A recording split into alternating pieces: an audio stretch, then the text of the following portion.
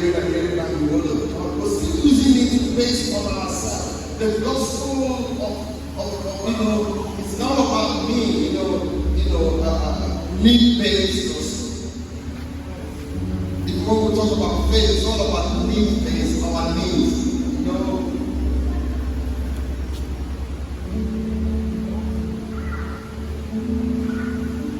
What did the Lord say?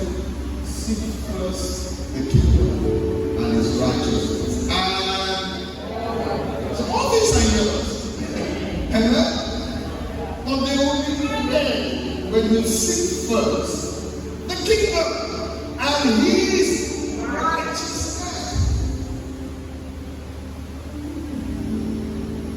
Jesus says, and these signs will follow them that believe. Not that believers will follow signs. Any church that is full of signs, that's where most people go. Believers are following signs instead of signs following